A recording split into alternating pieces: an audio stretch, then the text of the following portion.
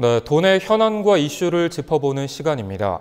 지난해 12월 31일 일군 사령부가 해체됨에 따라 지역민의 품으로 돌아올 것이란 기대와는 달리 일군 사령부 부지에 또다시 지휘부대 등이 들어서며 갈등이 깊어지고 있습니다.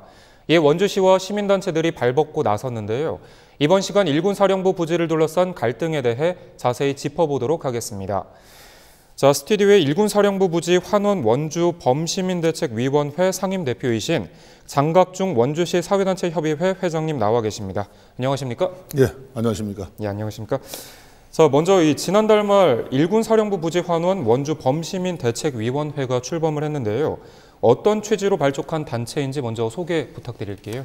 예, 우리 범시민 이 단체는 일군 사령부가 해체됨으로 인해서 그 부지가 원주 시민에게 돌아오리라고 믿고 있었습니다. 65년간이나 국가 안보를 위해서 원주시가 그 불이익을 당했던 부지인데 있던 부대당 해체된 부대를 환원해 주리라고 우리가 믿고 있었던 것을 갑자기 1월 3일 날 그 화력 부대가 들어왔고요. 그리고 이후에 또 탄도미사일 부대가 들어온다는 얘기를 듣고 저희 원주 시민들은 더 이상 참을 수가 없었습니다. 국방부가 우리 원주 시민하고 단 한 번도 뭐 상의도 없었고요. 아마 작년에는 뭐 그 민관군 협의체를 만든다고 했었습니다. 근데 갑자기 그걸 무시하고 일방적으로 진행한 데 대해서 우리 시민들이 분노를 해서 지금 결성한 단체입니다. 예, 그렇군요. 그렇다면 현재 이 범시민대책위원회 구성은 어떻게 돼 있고 또 구체적으로 어떤 활동들을 하고 있습니까? 예, 우리 범시민단체는 저희 바르게 살기 협의회를 비롯해서 지금 10개 단체가 중심이 되어서 그다음에 시민연대, 태장 이동 주민대책위원회 등 해서 15개 단체가 지금 결집을 해서 형성을 했습니다. 네, 그렇군요. 자, 이 지난달 30일이죠. 범시민대책위원회가 출범과 함께 성명서를 발표했는데요. 그 내용을 좀 하나씩 살펴보도록 하겠습니다. 현재 일군 사령부 부지를 국방부가 다시 군사용으로 활용하고 있는 건데 이 부분에 대해서 좀 뭐 이제 성명서를 발표한 부분 내용이 있습니까? 예, 저희가 그 지난달 30일 날 1월 30일 날 그 해체된 일군 사령부 부지 앞에서 우리 시민들 800명이 모여서 저희가 발족식도 했고 걸기 대회를 하였습니다. 그러니까 거기서 저희가 채택한 성명서를 발표를 했고요. 이미 그 성명서는 청와대와 국방부 그리고 육본에 전달한 상태입니다. 그리고 저희가 더 시민들의 힘을 모아서 다음 달에는 국방부까지 진출을 해서 강력한 투쟁을 할 계획이 있습니다. 예, 그렇군요. 저희 국방부가 이 일군 사령부 부지를 다시 군사용으로 활용을 하고 있는 건데 이 부분에 대해서 어떻게 생각을 하고 계십니까? 국방부가 일군 사령부 부지를 다시 군사용으로 사용하는 것은 좀 말이 되지가 않습니다. 가제나 일군 사령부 부지는 원주시의 관문이면서 대문인 바로 그 목에 15만 평이 넘는 엄청난 부지를 차지하고 있었습니다. 그래서 65년간 그 안보라는 이유로 원주시의 길목을 막고 있으면서 그 지역 일대가 전혀 제재 때문에 발전이 안 되어서 가보시면 아시겠지만 대장동 지역은 아직 60년 전 모습 그대로 있습니다. 그 주민들이 그런 불편을 겪고 살았는데 이제는 부대가 해체되었으면은 당연히 그 시민들한테 돌려주어서 그 지역 사람들이 다시 활성화할 수 있게 해 주셔야 되고요.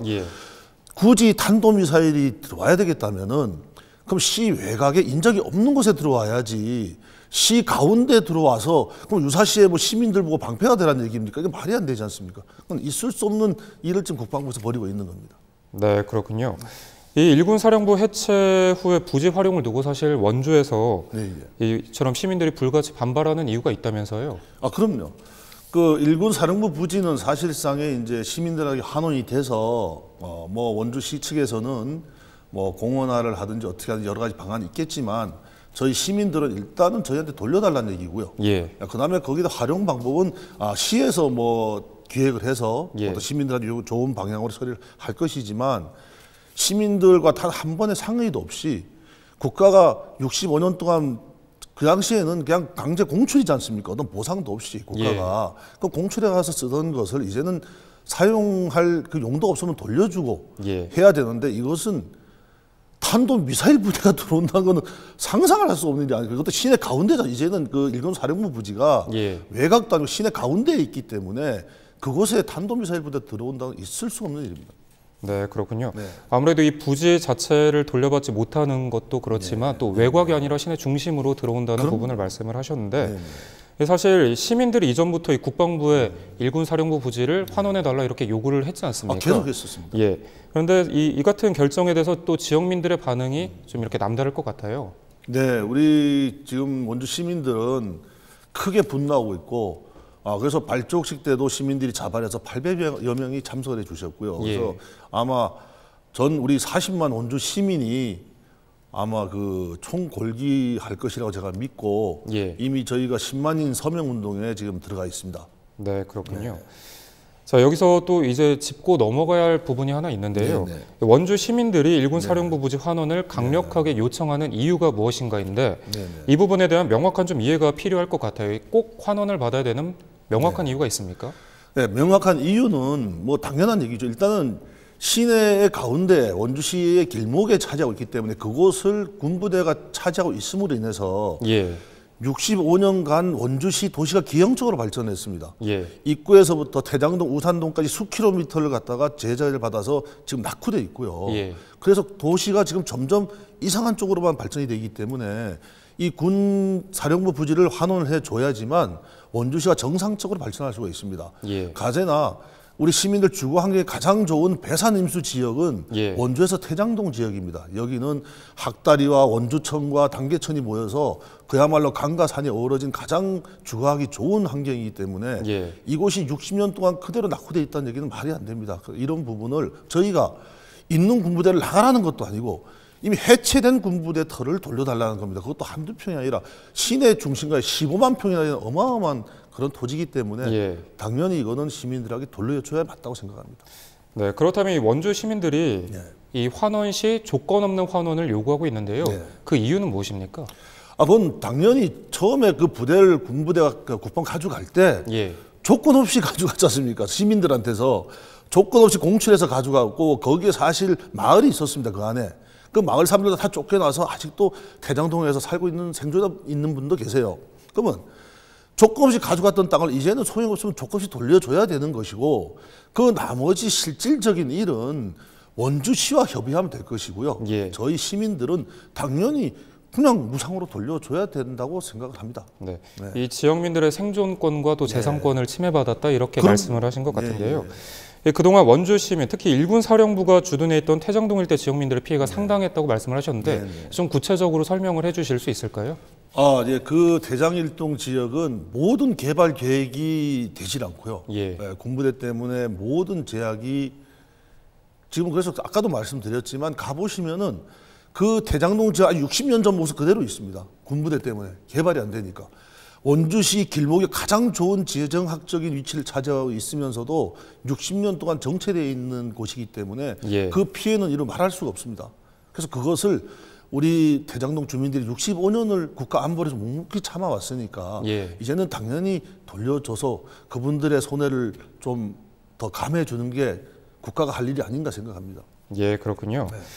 이제 반대로 그렇다면 일군 사령부가 65년간 이제 원주에 주둔하면서 지역에 미친 긍정적인 효과도 있을까요?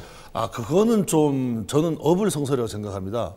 군부대가 존재하면서 그 군부대 때문에 기업 경제가 살아난다고 하는 것은 우리 전방이나 이런 낙후된 중소 소규모 읍면 도시, 읍면 내 그 시골 도시를 말씀하는 겁니다. 어떤 면단이나 그런 곳은 원래 경제력이 약하니까 그 군이 상주하면서 그 군 우리 인원들이 나와서 소비도 있고 해서 그 경제에 도움이 된다고 말씀드릴 수 있겠지만 원주시는 강원도 최대 제1의 도시면서 40만이 사는 도시입니다. 이런 도시가 군부대 하나 때문에 경제력에 도움을 받았다고 하는 것은 그건 좀 어불성설이고요. 과거에 원주시 이전에 원성군일 때 그때 원주시가 조그마한 마을일 때는 그럴 때는 그게 맞는 말일 수 있겠습니다만은 이미 원주시는 40만이 사는 강원도 제1의 도시입니다. 그것은 맞지 않는 얘기라고 생각합니다. 군부대가 이제 영향을 미치기에는 도시의 규모가 또 크고 이런 부분이 있다라고 말씀을 하셨는데 그렇다면 이 지역을 환원받았을 때 부지를 활용할 어떤 계획이 갖춰져 있습니까? 지금 뭐 저희 시민단체에서 활용 계획을 짤 수는 없고요. 그럼 이제 원주시에서 한 입장인데 그동안 원주시 입장에서 이제 계속 국방부와 조율을 해왔던 걸로 알고 있습니다. 그래서 이제 원주시에서는 그 부지를 어차피 일군 사령부라는 거는 대한민국 국가 안보를 위해서 아주 상징적인 곳이기 때문에 그곳에 이제 전쟁 박물관이나 역사 박물관 이런 것도 조성을 해서 아주 국가적인 그런 큰 공원을 만들어서 시민들한테 환원을 시켜주면은 그러면 국가와 원주시와 또 우리 대장동 주민들에게 다 도움이 되는 그런 방향으로 지금 계획을 하고 있는 것으로 알고 있습니다. 어쨌든 부지를 또 시민들과 이렇게 같이 공유할 수 있는 공간으로 만들겠다는 계획인 것 같습니다. 이 지역민들의 이 강력한 요구에도 불구하고 사실 정부나 이 지역에서는 정부가 지역민의 의견을 무시했다라는 또 입장이지 않습니까? 이 범대위 출범 이후 지역의 강경한 입장과 움직임에 현재 국방부는 어떤 반응을 보이고 있습니까? 아무런 반응이 없습니다. 그래서 저희는 지금 그 반응을 대답을 기다리고 있는 상태입니다. 아무런 반응이 없군요. 이 지역의 입장과 사실 국방부 입장이 팽팽하게 좀 맞서고 있는 상황인데요. 그렇기 때문에 좀 쉽게 해결될 조짐이 보이지 않는다 이런 또 목소리도 주변에서 많이 일고 있는데 정부나 국방부에 맞서서 지역의 요구를 관철하기 위해서 앞으로 어떤 노력들을 해 나갈 계획이십니까? 저희는 뭐 조금 전에도 말씀드렸죠. 10만인 서면 운동을 비롯해서 저희는 이제 국방부에 항의 방문도 할 것이고요. 또 청와대에도 항의 방문을 할 것이고 저희 시민단체가 할 수 있는 모든 힘을 모아서 저희가 시민에게 돌아올 때까지 강력한 투쟁을 벌여나갈 것입니다. 그렇군요. 이 범대책위원회 등이 정부와 국방부에 요구하는 사항을 다시 한번 좀 강조하거나 정리해서 좀 설명을 해주신다면요. 저희는 무조건 비밀리에 수립된 그 국방부의 계획안을 당장 철회를 시키고 1월 3일 날 원주 시민도 모르게 들어온 화력부대를 철수시키고 그리고 사령부 부지를 조속한 시일 내에 원주 시민의 품으로 돌려주기를 강력히 요구합니다. 그렇군요. 그렇다면 마지막으로 저희 헬로티비 뉴스 시청자 그리고 또 원주 넓게는 강원도 지역민 여러분께 마지막으로 하고 싶은 말씀이 있다면 한 말씀 부탁드리겠습니다. 알겠습니다. 시민 여러분, 원주시 그 범대책위원회 상임위원장 장각중입니다. 저희 원주 시민 여러분들이 뜻을 모아서 일군 사령부 부지가 원주 시민의 품으로 돌아가기 위해서 투쟁하고 나서주시는 점 다시 한번 감사드리고 앞으로도 저희가 앞장서서 나가겠지만 우리 모든 시민들이 힘을 합쳐서 동참해 주실 때 저희의 뜻이 꼭 관철되리라고 믿고 있습니다. 우리 사랑하는 시민 여러분, 큰 뜻을 모아서 저희와 함께 해주시기를 부탁드리겠습니다. 감사합니다. 원주 시민의 입장에서는 일군 사령부 부지는 이전에도 그리고 앞으로도 삶의 터전이죠. 오랜 세월 각종 군사시설 보호구역이라는 제한에 묶여 고통을 받았던 만큼 정부와 국방부는 지역민의 요구와 바람에 귀 기울일 필요가 있어 보입니다. 일군 사령부 부지를 둘러싼 갈등이 앞으로 어떻게 해결될지 지켜보도록 하겠습니다. 이번 시간 함께해 주신 장각중 회장님 오늘 고맙습니다.